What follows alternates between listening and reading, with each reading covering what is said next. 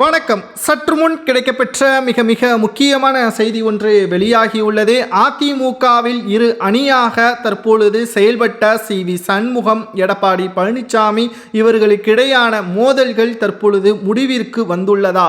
தாவேகாவில் CV. Shanmugam அவர்கள் இணைவதற்குத்தான் முயற்சிகளை மேற்கொள்கிறார் என்று ஒட்டுமொத்த விமர்சனங்களையும் சமீபத்தில் அதிமுகவின் பொதுச் செயலாளர் எடப்பாடி பழனிசாமி அவர்கள் கடுமையான விமர்சனங்களையும் முன்வைத்தார். ஆனால் இன்று விழுப்புரத்தில் உள்ள சி.வி. சண்முகத்தின் ஆதரவாளர் செய்தியாளர்களை சந்தித்து அதிமுகவில் எடப்பாடி பழனிசாமி அவர்கள் ஒருபோதும் விலக மாட்டார், எடப்பாடியின் பேச்சை அவர் கேட்க மாட்டார். ஆனால் சி.வி. சண்முகம் அவர்கள் அப்படி கிடையாது. தாவேகாவில் இணைய மாட்டார், அவருக்கான அவசியமும் தேவையும் கிடையாது. சி.வி. சண்முகமோ அல்லது சி.வி. சண்முகத்தின் ஆதரவாளர்களோ 30 ஆண்டுகள் அதிமுகவிலேயே பயணித்தவர்கள். அதிமுகவில் வெற்றிக்காகத்தான் தற்பொழுது வரை களப்பணிகளையும் மேற்கொண்டு வருகிறார்கள். ஆனால் எடப்பாடி பழனிசாமி அவர்கள் குடும்ப உறுப்பினர்களை அதிமுகவில் கொண்டு வருவதற்கான முயற்சிகளை மட்டும்தான் மேற்கொண்டு வருகிறாரே தவிர அதிமுகவில் பல்வேறு பிரச்சனைகள் எடப்பாடி பழனிசாமி அவர்களால் மட்டும்தான் உருவாகி கொண்டிருக்கிறது.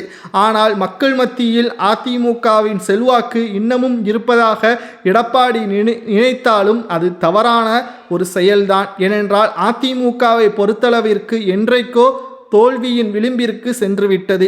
ஏனென்றால் அதிமுகவில் சி.வி. சண்முகம் அவர்கள் ஒரு கருத்தை முன்வைத்தார்.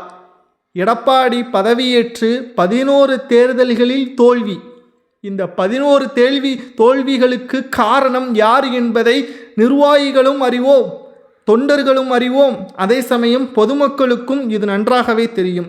அன்று கூவத்தூரில் எடப்பாடி பழனிசாமி அவர்களை தேர்வு செய்யாமல் எடப்பாடி பழனிசாமி அவர்களுக்கு எதிராக ஓபிஎஸ்ஏ முதல்வராக இருக்கட்டும் என்பதை அறிவித்திருந்தால் சசிகலா அம்மையார் அவர்கள் இன்றைக்கு அதிமுக ஆளும் கட்சியாகவே இருந்திருக்கும். சொல்லப்போனால் முதல்வராக விஜய் அவர்கள் இன்று வந்திருக்கவே மாட்டார், கட்சியவே தொடங்கியிருக்க மாட்டார். அன்று கூவத்தூரில் ஏற்பட்டுள்ள பிளவு, அந்த ஒட்டுமொத்தமான மாற்றம் இன்றைக்கு அரசியல் களத்தில் ஒரு மிகப்பெரிய ஒரு தோல்வியை நோக்கி இரு கட்சியாக, இரு அணியாக, சசிகலா அவர்கள் ஒரு பக்கம் புதிய கட்சி, டிடிவி தினகரன் ஒரு பக்கம் புதிய கட்சி.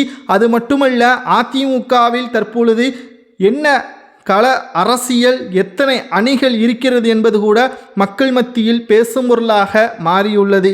மேலும் அதிமுக வெற்றிக்கு நாங்கள் எப்பொழுதும் உறுதுணையாக இருப்போம், கட்சியிலிருந்து வெளியேற மாட்டோம், தாவேகாவில் இணைய மாட்டோம் என்று சி.வி. சண்முகம் அவர்கள் கூறியதாக சி.வி. சண்முகத்தின்